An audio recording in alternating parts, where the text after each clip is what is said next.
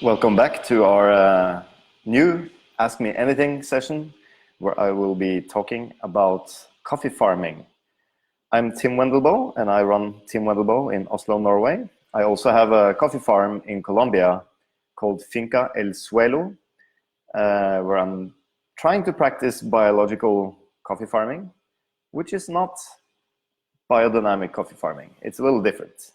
But I've also been working with a lot of coffee producers for the last 11 years. When we are buying coffees from different countries, I tend to like to go to origin in order to help farmers get new ideas and also implement new practices on their farms in order to make sure that the quality level of our green beans are kept throughout the chain of harvesting, processing, drying, and so on. If this is your first time looking at these sessions, we are doing Ask Me Anything about coffee farming.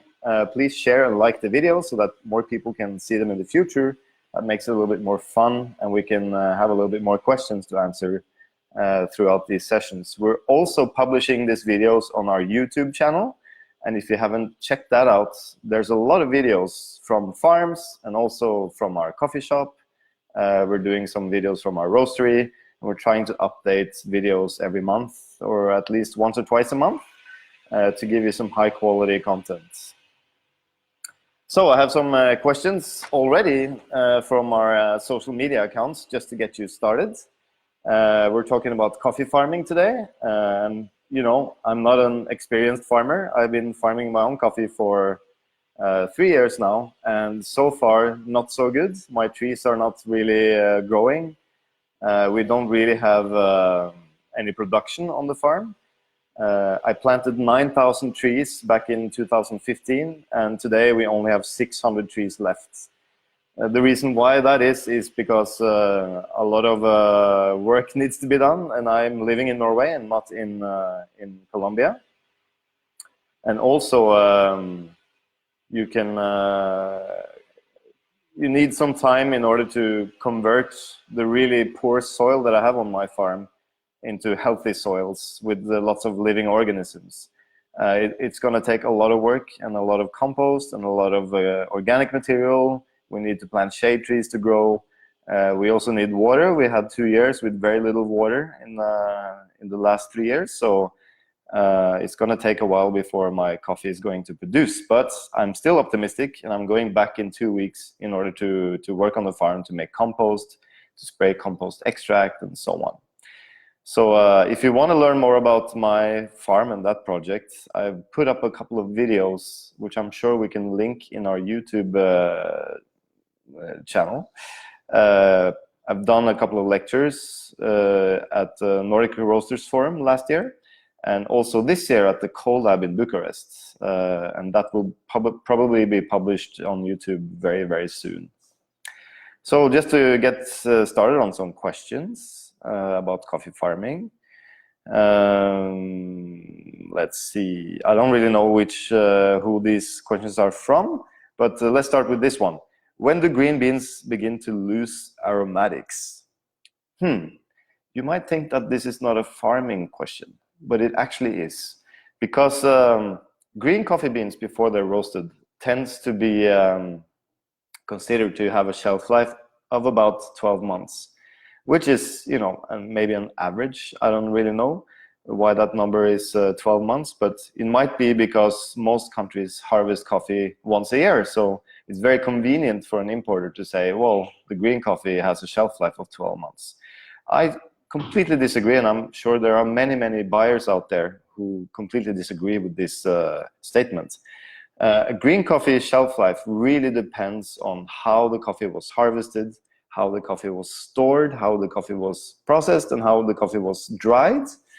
So for instance, from Colombia, we have done trials both in Colombia and in Honduras, where we have dried the coffee in different ways. So we've taken the same batch of green coffee and dried it in a mechanical dryer that heats up the beans quite a lot, up to like 40 degrees. We dry the same coffee on patios, on raised beds in full sun, on raised beds inside these kind of greenhouses that are covered in plastic, so it gets really hot and humid, and on raised beds with shade nets, meaning we can lower the temperature of the actual green beans while they're drying. And from these few drying experiments, we could see that the shelf life of the green coffee would vary between 3 months after harvest until 16, 17 months after harvest.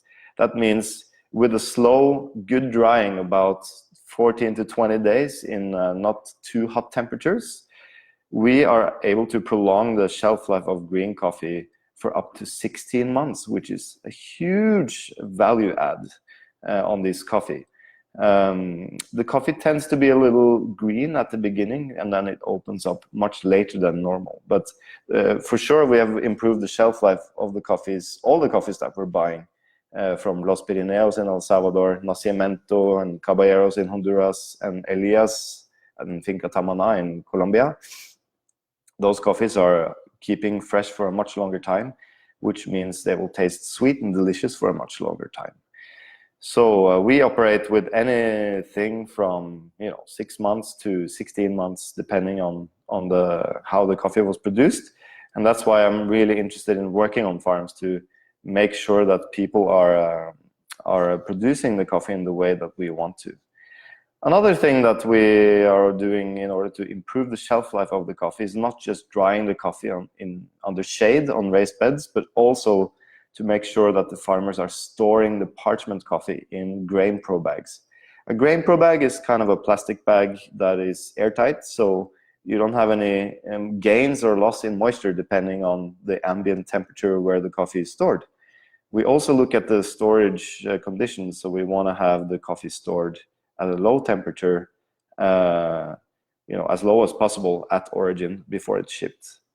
Also, stable temperature is important. So I'd rather have a stable, 23 degrees than having the coffee fluctuating from 12 degrees to 30 degrees down to 6 degrees and so on. So stability is also key in order to keep the freshness. The only place where we're not controlling the temperature is in the containers on the shipping boats. But we have been logging temperature and humidity in a container. Humidity not being so important because most of our coffees are vacuum packed anyway. But the temperature would start, when we tested from Colombia, it would start around 40 degrees maximum at the port. And that was on the top of the container. We also had a probe in the middle of the container.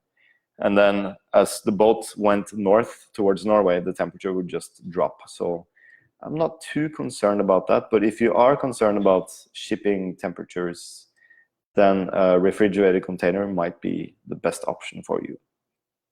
I hope that answers that question.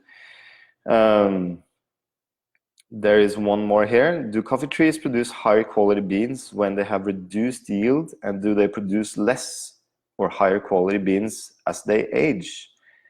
That's interesting, and I don't know if there's any research on this, but I have an example just this year. Jobnilas at Finca Nacimiento is producing about half the amount of coffee that he did last year. And last year his coffees were good, not fantastic. They were good, very consistent in quality, but he produced a lot of coffee, like 140 bags of the highest quality. This year we're buying 60 bags of the highest quality, and we were offered 70 bags, so much less, but the quality is much higher. And I don't really know why, and I have an idea, but I don't think I can link it directly to the production being lower, because the temperature in the area has been much lower. They've had a lot of troubles with frost on the trees, and his fertilizing program has been changed. He's using a little bit less fertilizer, but a much more efficient one. So the trees look very healthy. So it might be a combination of many things, but like in wine, you might have some indications that producing a little bit less cherries per tree might be ideal.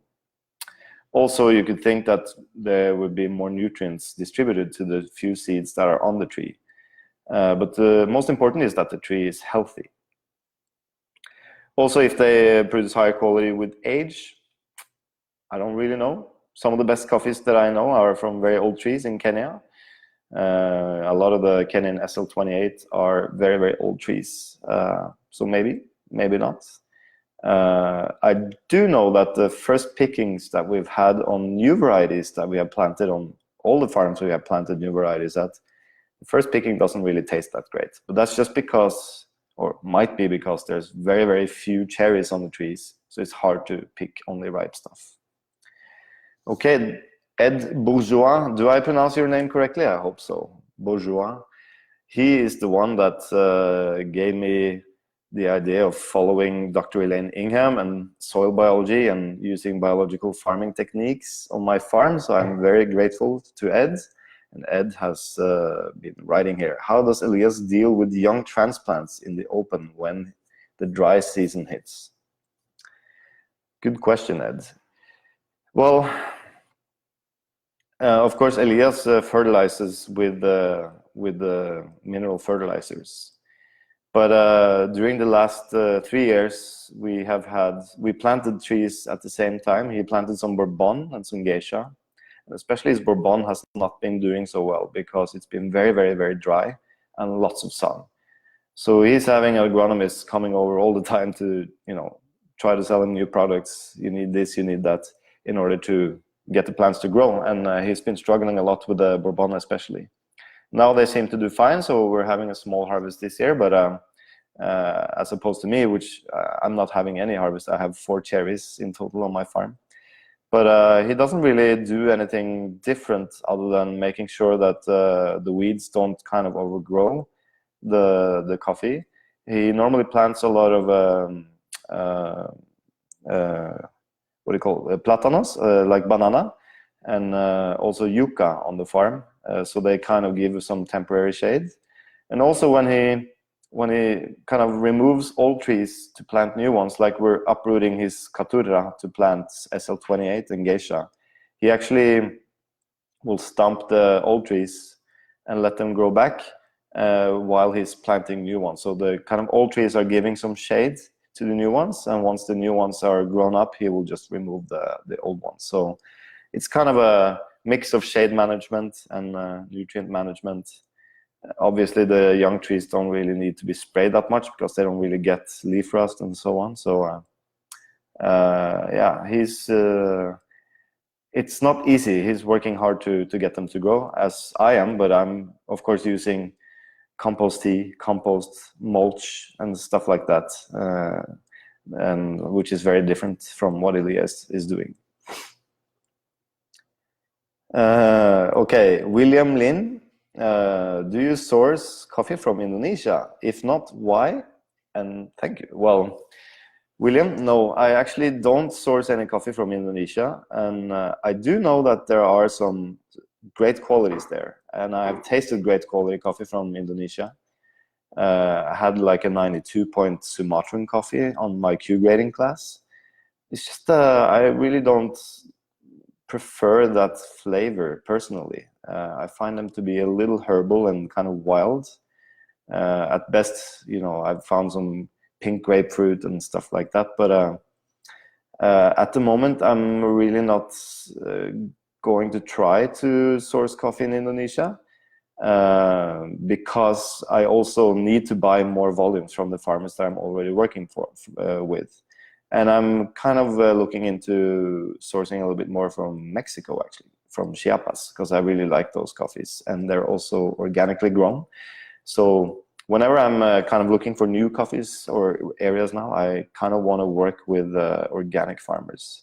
And unfortunately, Indonesia is not on my top 6 favorite origins, and I'm currently just working in 5. So maybe in the future, but at the moment, not so much. It's just a personal preference, I guess. There's another one, Chi Xing Yang. I hope, wow, that was difficult. Hello, Tim. Which coffee varietal you are in favor of the most? For instance, the one that you must have in your coffee estate. Well, my favorite coffee variety is actually probably SL28, and I don't have that on my own farm, which is strange.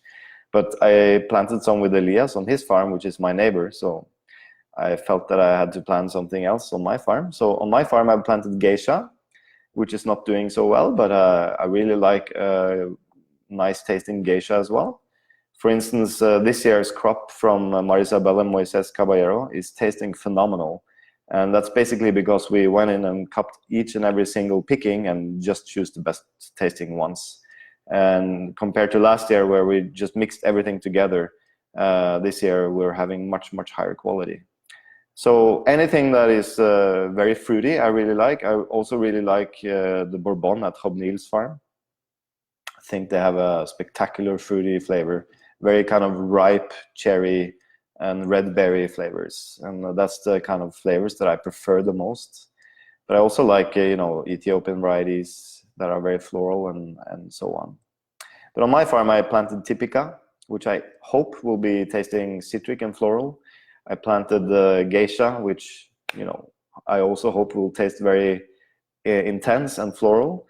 And then I planted some Caturra on my farm just to compare what I'm doing to Elias's Caturra to see if we can improve the quality of it. Okay. Yuanjie Jin, wow. Hi Tim, will the organic farming harm the quality of coffee? Well, at the moment, yes, because my soil is terrible, so the coffee trees aren't getting the nutrients that they need. And that's because I don't have enough of the organisms that will convert the minerals that are in the soil into plant available nutrients. So until I get those back, of course the plants will suffer. But theoretically, if you have very, very healthy soil with the right set of organisms for a coffee tree, the tree should be having plenty of nutrients and will be fed 24/7. So not just when you apply mineral fertilizer, for instance, you apply maybe 3 times a year, and that means the tree gets fed 3 times a year with 3 different nutrients: nitrogen, potassium, and phosphorus.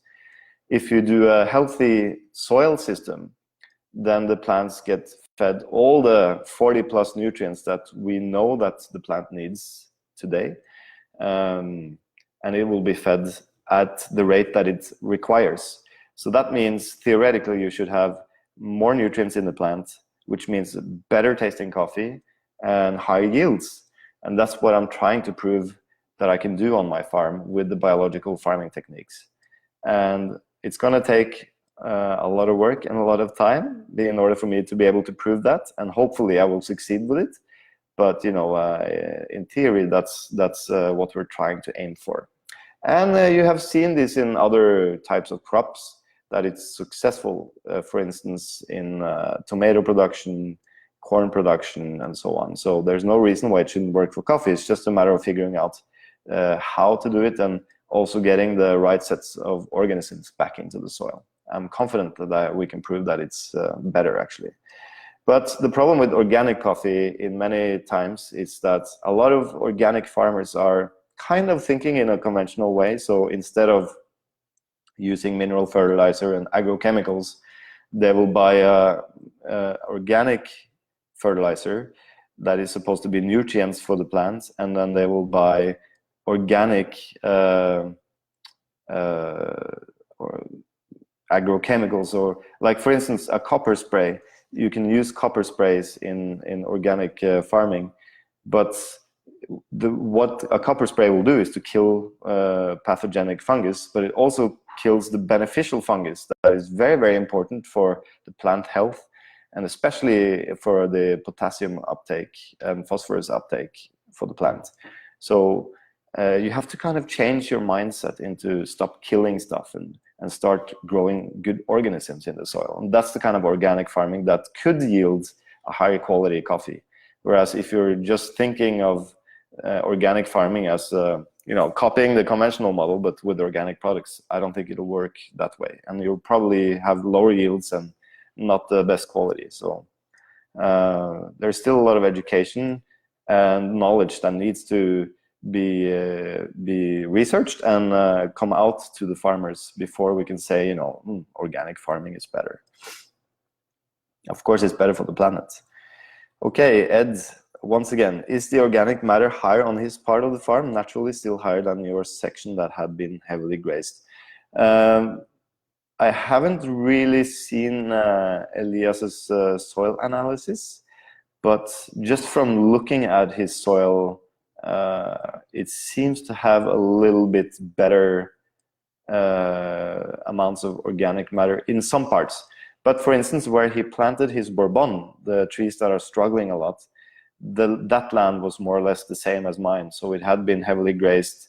There were no trees there, so a lot of compaction, just a lot of weeds and fern growing. So that's probably why his Bourbon is not doing so well. Where he has planted new SL28 and Geisha, there used to be coffee before, and he would normally put, pulp on. There would, be leaves falling off from the coffee trees and so on. So yeah, a little bit more organic material, I assume. Okay, Yver Laurent. Hi Tim, do you think if radar rice crash in the first crack will get the quality damage, and how do you avoid the radar rice crash? Yver, I'm not going to answer that question today because today we're talking about farming, but you should check out our Ask Me Anything on about roasting, and you might find your answer there. And I know that Scott Brow has written a lot about it, so he has some experience with that. Okay, Jan Hovland, do you know if anyone in Brazil is trying geisha, and is it worth it? Well, yes, I do know that people are growing geisha in Brazil. Unfortunately, I haven't tasted anything yet. I would love to taste it, but I don't have the highest expectation because from my experience, the geishas that I have tried, if you grow them with not the best kind of cool climate and in a slightly lower altitudes, they don't really taste that intense. So they start to taste very, very intense and floral when you get up in altitude and get cooler climates. So maybe you could grow some in like the region of Espírito Santo, where you have some good altitude and the climate is very, very different from, for instance, in Cerrado, which has lower altitudes and very, very hot climates. So I will be curious to taste geisha, and I'm hopefully going to visit Brazil in the next year, and I will definitely be tasting geisha if someone has it around. So yeah, interesting. If there are anyone who has tasted geisha in Brazil, please let us know in the comment field, and I'll happy to share that information. All right. No more questions so far, but I have someone that has been preparing. There was one person on my Instagram account asking me, how do I prepare my coffee on the farm in Colombia? He's struggling with water, and fortunately on the farm, on Elias's farm where I'm staying when I'm on my farm, we have spring water. So we have some natural springs on the farm. The water quality is a little bit higher in calcium, and I can taste that because the acidity is always a little neutralized. So, but the coffee is always very, very sweet. What you can do if you're struggling with the water like that is to, first of all, filter it, preferably with a reverse osmosis or something like that. But if you can't, and you feel that you're not getting acidity and stuff in your coffee, try to add a couple of drops of citric acid. That might help get the coffee a little bit more fruity. So add that to your brewing water before you brew. All right. So since no one else is asking questions, this is a very, very short session, I guess. I know that farming isn't as popular as when I'm talking about brewing and roasting. Still, I feel that most people are neglecting this step of the coffee chain. For me, at least, the farming aspect of coffee is the most important. If you start off with a very, very high quality coffee, and then import that to Norway, it makes roasting and brewing a lot easier if you have good ingredients from the start. It's really, really difficult, or I would say impossible, to make a good cup of coffee if you have a bad quality coffee or an average quality coffee from the start. So my philosophy is always to get or to buy the highest quality coffee. And in order to do that, I don't like to travel around, I could go to Colombia and taste samples from all the 553,000 farmers that live in Colombia and try to find the best one. But I don't think that's a great strategy, because I would have to buy a different coffee every year probably. So my strategy is to go down to the farms, find good partners, and then help them and work with them together in order to improve the quality and implement quality steps all the way from the picking only the ripest cherries, which everyone says they do. But when you start digging into the basket of cherries, you can clearly see there's a lot of overripes, a lot of half ripes, and so on.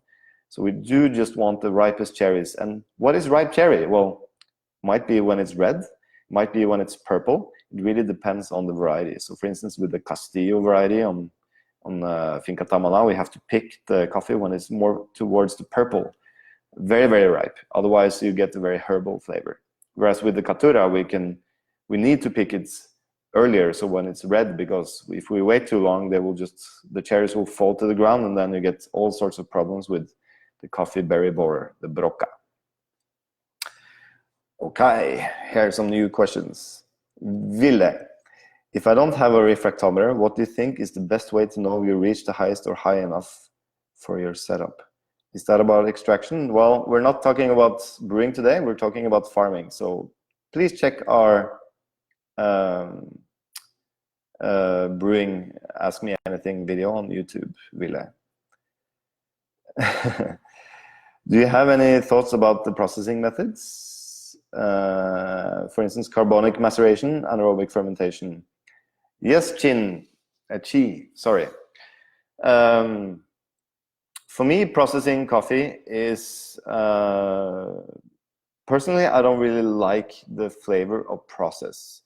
And I'll explain to you why. Because let's say you do a carbonic maceration, for instance, which is when you put coffee cherries into a barrel or of some sort, and you close it off, and then you inject carbon dioxide in order to remove oxygen. So it's an anaerobic fermentation of the cherries. You can also do that, of course, with the depulped coffee. So prolonged fermentation tends to give a fermented flavor to the coffee. And that fermented flavor is more or less the same flavor regardless of where the coffee is from. So that means you're kind of adding a flavor to the coffee that kind of covers up the original flavor of the coffee beans.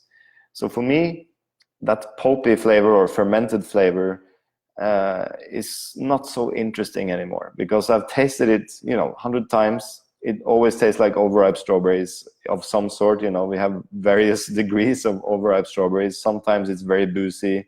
If it's done too long, it can taste, like a barnyard or manure. So it can be a little too intense for me. I do know that you can do this with just subtle fruit flavors, where you can get just a little bit extra kind of stone fruit flavors. And you can achieve that with honey process. Even with natural process, you can get a very, very, very clean, almost like peach juice flavor. But it's very difficult to do and very difficult to reproduce. I tasted some phenomenal naturals this year from the Gesha Village auction lots. And out of the 40 samples, there were probably around 6 or 7 that I thought was just super, super, super nice, with this still ferment flavor, but very subtle and very, very clean fruit flavor. So no kind of rotten fruit or anything, just it felt like biting into a peach or something. Then I can enjoy it. But otherwise, when it's just this kind of uncontrolled, fermenty, pulpy flavors, it smells like a mountain of pulp laying outside of a processing station. That's just not my cup of tea. However, if you like it, go ahead. There's nothing wrong in liking it. It's just, for me, an uninteresting flavor. I do know that Gilberto at Los Pirineos is doing a lot of naturals and honeys, especially on his lower grown coffees, where he used to get very, very low prices for those coffees. He is now getting very good prices because he's adding a flavor that the buyers really like. So there is a huge market for these kind of more funky coffees or fruity coffees. And there's nothing wrong in producing those and buying those. It's just not my preference. So I hope that answers your question. And also, like in the coffee world, we tend to be so intensely focused on not adding, you know, vanilla syrup in our lattes, or, you know, adding any additives to our coffee, and no flavorings. Yet when you do it at farm level, it seems to be totally fine. So for me, that's a little paradox, but that's on another note. There's nothing wrong in adding flavors at any stage of producing coffee, if that's what you prefer. It's not what I prefer, but if you prefer it, fine. Okay. Kaja Sereta, she's still in the 4th floor here. I'm sitting in the building of Nordic Approach. I think she left, but Kaja Sereta is the lab manager of Nordic Approach. She says, "Hi team, do you think we will see more Eugenoides? Have you tried it?" Whew. Kaja, I really hope we will see more Eugenoides. For those of you who don't know what Eugenoides is, it's a species of coffee that is considered to be the father or the mother of Arabica, Robusta being the other parent. So Robusta, we know, tastes really bitter and astringent, and Eugenoides, I've actually tasted it once, and it was just a couple of weeks ago. Unfortunately, it wasn't natural, so it had a strawberry flavor, of course, more like a rotten strawberry flavor. No, it was overripe strawberry, I would say. But what really stood out with this coffee was that it was phenomenally sweet. It was almost like people had put 3-4 spoons of sugar in the cup, which I really liked. And when we cupped Arabica coffees afterwards, even though I think those were very sweet, they tasted very bitter and astringent compared to the Eugenoides. So I'm hoping to see some more Eugenoides. I had a couple of trees on my farm, but they're all dead now. And I'm hoping to get some more seeds. If someone wants to donate, I know there's some farmers in Colombia who have them, but I really, really like to see more of that, because it's very interesting flavor. And at least for blending purposes, if you want some more sweetness, well, that's the coffee to use, I think. But I would just prefer to drink it straight. So if anyone has any samples of washed Eugenoides coffee, please send me a sample. I would love to try it without the natural kind of ferment flavor. Magnus Velletungen, what do you think of the low price the farmers get? And is there a method to give the farmer more money? Yes, Magnus, I think it's a disgrace that the market price today is the same as it was in 1970. That means the farmer has the same salary today as he had in 1970, but his costs have gone up way much more since then. So just to give you some examples, the market price for Arabica coffee today on the New York Exchange is probably somewhere between $1.20 to $1.40 per pound of green coffee. That's 453 grams. Our average price last year, I think, was around $5 or $5.50 per pound. And why do we pay more? Because we have to. If we don't pay more for our coffee, the farmers aren't able to invest in his farm, invest in more equipment, invest in welfare for his workers in order to produce quality. So if we keep on underpaying him, and you know, I have to say the market price on $1.40 doesn't even cover the cost of production in Colombia, so they're subsidized by the government. But in the best case scenario, the farmer kind of breaks even with the market price today. But breaking even, you know, if I broke even on anything I sold, I would be out of business because I have a lot of costs and stuff. So he needs to make money, or the farmers needs to make money. So that's why we are paying more, because we want to have them being able to invest in their farms. And we also want them to produce the coffee in a better way, which is of course more expensive because you need to use more labor. So of course the cost of the coffees we are buying is a little bit higher than what is normal, but we are still compensating a lot by paying a lot more. Why? Because we see that it works. We see that Elias and Marisabella Moises, Hobnil, they have been investing a lot of money into their farms so that the infrastructure is there, so that they more easily can produce the qualities that we're looking for. So for sure it helps, and I would encourage any buyer whether it's being a consumer buying a coffee bag in the store, or a roaster buying green beans from an importer, or importers or roasters buying green beans straight from the farmers, try to pay more than you're doing today. I think if we try to push the prices to a point where the farmers can actually have a secure living in the future, that would only do good for the coffee industry.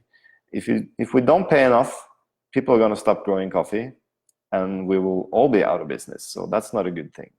So I would try to encourage, at least create some stability for the farmers, so they know, and projectability, so that they know every year that they can get a good price. So try to commit to the farmers that you're buying from, and also try to establish a good price, looking at the cost of production, not what everyone else is paying, but what does it actually cost to produce the qualities that you're buying, and try to negotiate directly with farmers, not with a broker on a stock exchange, what to pay for. That's what I think about the prices. So Ville, sorry, there is no info on the live about the topic. Okay, we'll have to do another one, Ville, because I don't want to talk about those subjects today. I'm sorry. Surya Chandra Irawan, is there any reason you like SL and why you don't have it in your farm? Also, I heard that in the past you lost, let's see, I lost that question. That you lost a lot of plants. Mind to share why? CBD, nematode, or maybe something else? Okay, Surya. So the reason why I didn't plant SL28 on my farm is, again, because 50 meters from my farm, I planted SL28 at Elias's farm, my neighbor, and I'm also buying his coffee. So we have a lot of that in production. So I wanted to grow some other varieties, just because I want a diversity of flavors, and that's the reason. The reason why we lost a lot of trees on my farm is a complex question to answer. But first of all, I'm not a coffee farmer, and I'm doing this to learn.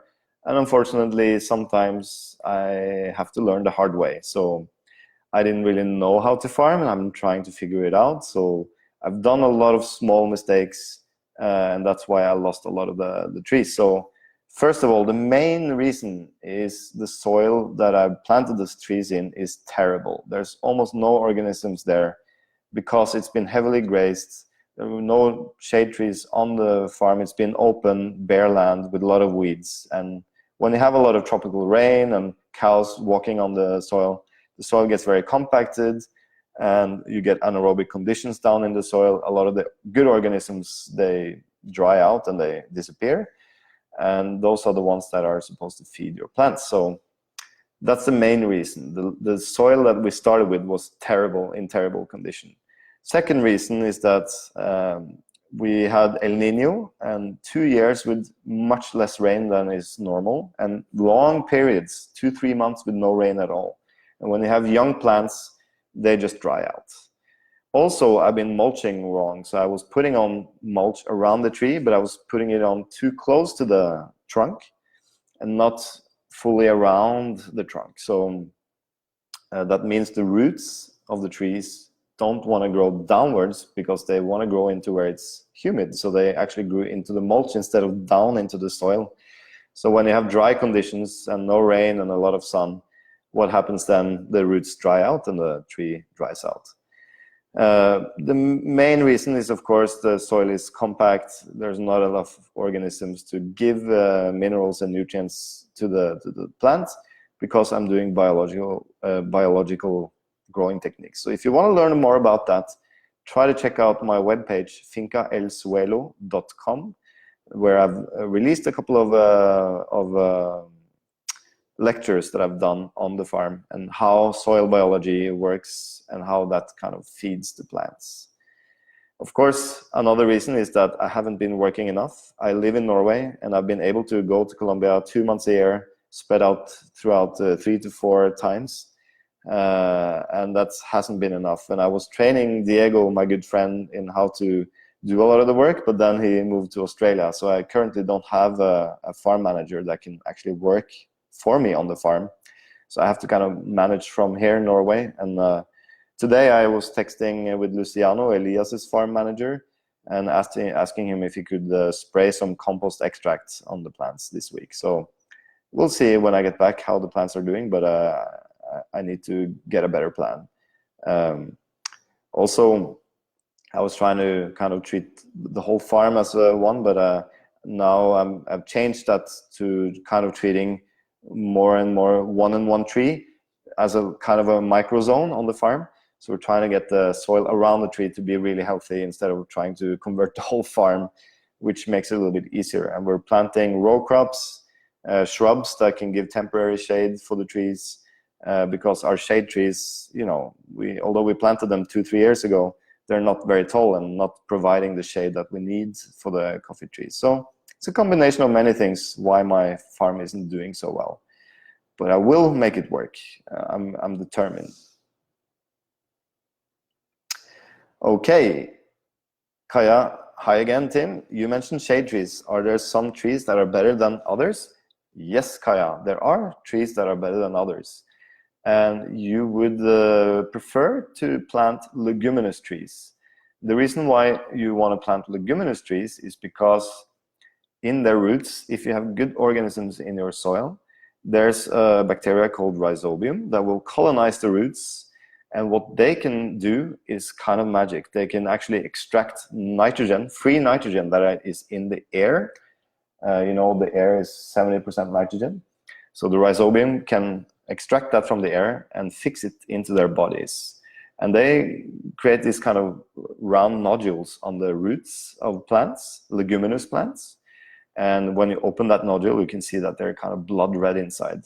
And that's, you know, the bacteria, and they contain a lot of nitrogen. So that's why people call leguminous plants as being nitrogen fixing. It's not actually the plant that is fixing nitrogen, it's the bacteria. But they only colonize the plants that are leguminous. So you could plant clover as a kind of cover crop to cover the soil. And there's all kinds of leguminous trees you can plant. And of course, I would recommend to plant ingas and stuff like that, but they need to kind of be local to the country where you're in and common there. So you don't want to introduce new varieties that you know, you don't really know how they will cope on a farm. Having said that, what I've learned on my farm is that planting shade trees, it takes a long time for them to grow. So you might want to plant some ones that are growing faster. So let's say you plant in 2 or 3 stages, where in the first stage you plant faster growing ones, and then the second stage you plant more slow and growing ones, or at the same time. So you could plant some plantain, some gravilea. There's some other shade trees that are growing really fast. Try to ask some local ones which ones to use in the micro region that you're in, because some trees grow faster in certain climates than others. So they kind of have to be adapted to the place where you want to grow them. But if I did it today, I would try to plant a lot of fast growing ones that are growing really, really fast. And then you could cut them down later on and put them through a wood chipper to create mulch. And then once the kind of bigger and older and better leguminous trees are grown up. And I would also recommend growing a mix of shade trees, so not just having a monoculture. It's better for the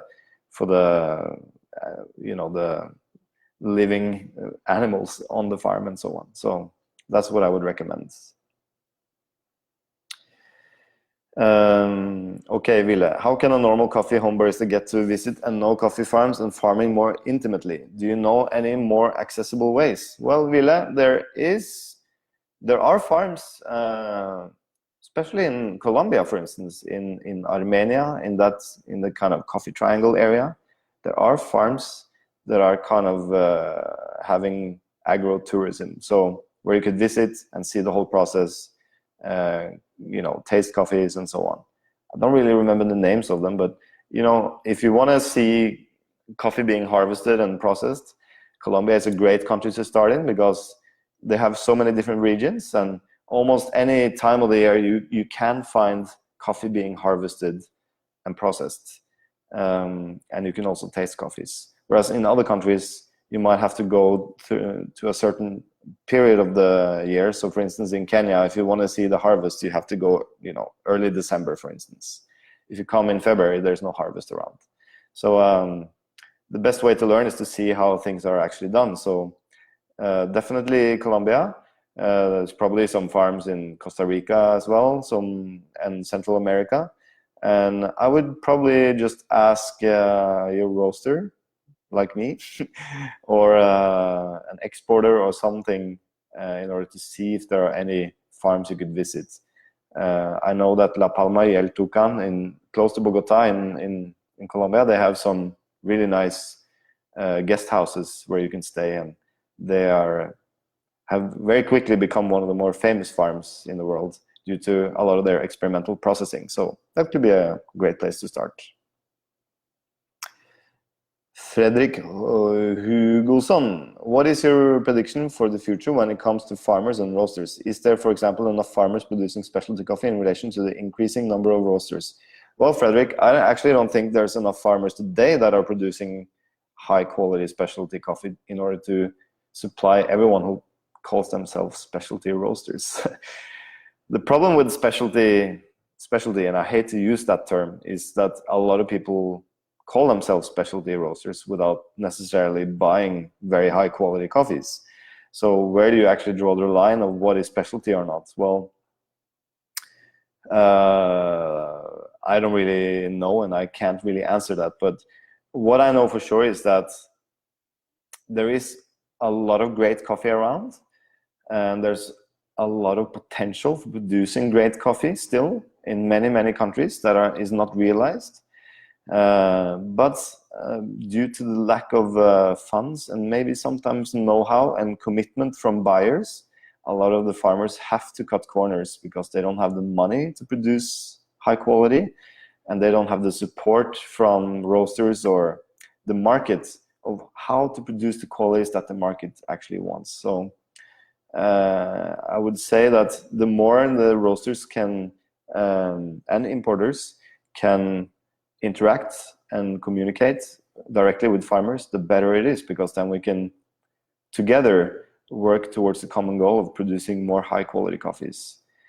I think in the future we will see, not necessarily less coffee being produced of the highest quality. It might be even slightly more, but they might come from areas that today is not so common. So for instance, I listened to Aaron Davis talk about Ethiopia at the Nordic Roaster Forum, and that's available on YouTube at the Nordic Roaster Forum YouTube channel.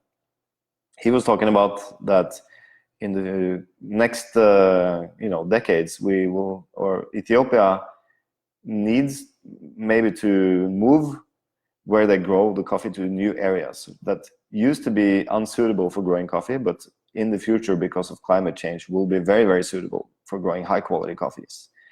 So I guess it's depending on the market and the will to buy these coffees and the price you're paying. If we're going to continue having the $1.30 per pound market price, there will not be a lot of high quality coffee around. So it all depends on how we manage and pay for the coffees and how we communicate with farmers. Okay, Thomas Hatter. Hi, Tim. I'm a big fan of your coffee and your approach. I want to try an experiment and plant a few coffee trees at home. I live in Australia. Is this completely crazy because of the weather conditions, or do you think it could yield some cherries in some time? How would you suggest moving the trees outside? I grow them inside pots in the house. Well, Thomas, look behind me. This coffee tree had a harvest last year. Unfortunately, some people in the office just picked the cherries and threw them out. But I have seen coffee trees here in Norway, which is much colder than Australia, with loads of coffee cherries on. So you just need to really take care of the tree. Try to starve it a little bit during the winter time. So that means, water it a little bit less. Don't fertilize it for a couple of months. And then once the kind of spring comes, you start to water a lot. Put some good fertilizer on, some organic fertilizer, of course. And then you'll see the tree will flower and you will get cherries. There is actually coffee farms in Nimbin in Australia, close to Brisbane. So you could easily grow coffee in Australia at lower altitudes. At home, I would probably, you need to protect it from very, very cold weather. So keep it above 7 degrees Celsius and try not to keep it in too strong of a wind. And at least my trees here in Norway, they prefer afternoon sun. So I keep it by a window with the afternoon sun, and during the dark periods where we have 24-hour darkness in Norway, I have to use this LED, it's kind of a red and blue lights, just to give them some love. And yeah, they seem to grow quite well here, and I'm sure they will grow much quicker in Australia because you have much better climate for it. So go ahead and try. You won't regret it. It's a lot of fun. Just don't, in the beginning, try not to have too big of a pot for the soil. So, you know, you need to have a slightly smaller pots than you think, in my experience. If you have too much soil and water, the tree doesn't really like it that much. Okay, Tong Vilaivongse. Oh. Hi Tim, how is processing in Kenya done differently that makes their processing method more superior? Well, the processing there has been developed over many, many years, and it's built more on tradition than maybe scientific knowledge. But first of all, they use a lot of times these disc pulpers, which is a very old machine where you depulp the coffee, and there is some kind of system where it uses water and gravity. So already after the depulping, the machine will kind of separate very heavy and dense beans from the lighter ones into two different tanks. And then the coffee are fermented, dry fermented normally, overnight or for as long as it takes. And then afterwards, they normally wash the coffee in these washing channels. I've made a video about this. If you look at my website or YouTube, there's a video called Processing in Kenya, Processing Coffee in Kenya, where you can see the process in action. But the main idea is that throughout the whole process, even when the smallholder farmers come and deliver the cherries, they have to pick out all the unripes and overripes. So it's only, you start only with the ripe cherries. Then the disc pulper is sorting the density beans. Then the coffee is fermented carefully. Then it's washed in these water channels where, you know, the lighter beans will kind of flow down the stream, and the denser beans are kept separate. So already there you have two different qualities, and then those are kept separate. And you know, when the coffee is dried, people are picking out defects. When the coffee is milled on the dry mill, the denser coffee gets sorted from the lighter ones. Again, the different sizes are separated and sold separately. So it's just, you know, constantly separating and sorting and cleaning the coffee, and that's why the processing in Kenya is so nice. And we have been replicating it in other countries. So you know, it works well in other countries as well, except you need to adjust your fermentation times, and sometimes the equipment is different, so you have to kind of improvise a little bit. But it really works well. The only problem is that the old disc pulpers and the washing techniques uses a lot of water, and I'm talking about a lot of water, like up to 100 liters or probably more per kilo of green coffee. Whereas if you would use a mechanical demucilage remover in combination with the fermentation tanks, like the new eco pulpers in Colombia, instead of using 100 liters of clean drinking water per kilo of coffee, you could use 0.5 liters of water per kilo of coffee. So that is the future, I think. And we can still use like cyclones and stuff like that in order to sort out the lighter beans and so on. So it's not like it's inferior in quality, it's just a more efficient way of processing coffee and more modern way. Oh, Austria, not Australia. I'm sorry, Thomas. Austria, then it's probably like in Norway. So keep the plant inside at least when it's not too hot. If it's very, very hot, like today we had 26 degrees in Norway, you can keep the plants on your balcony, no problem. But I would highly recommend to get those LED plant lights for the winter. And you know, make sure you don't have them too close to the window in the winter, because if you open the window and you get a very cold air coming in, the leaves just go brown and they fall off. All right, that's about 54 minutes, and I'm surprised that I was able to keep it going that long about farming. I know that it's not as popular as talking about roasting and brewing, but if you like this video, please like and share it on Facebook, and also we will be publishing it on YouTube, where you can see it offline as many times as you want, and you can subscribe to our YouTube channel, which I highly recommend if you're interested in more of this stuff, because I tend to favor making films from the farms and so on, and check out all the old videos there as well. So thank you very much for watching. And Istvan, you have the last question. Yes, I grow geisha on my farm, and I've talked about that a little bit earlier in the video, so if you check that out on YouTube, you will be able to see the answer. I'm going on a summer vacation, and just for a week, and then I'm going to Colombia just at the end of July to work on my farm for a couple of weeks. Then I'm going back in October to work for 4 weeks, or 3 or 4 weeks on my farm. And hopefully I can give you some live reports from the farm if the internet there is working, which is rarely the case. But if you want to follow my farm project, you should follow Finca El Suelo on Instagram. That's where I post most of the content from my farm. So thank you very much for watching, and I hope to see you next time. Ciao.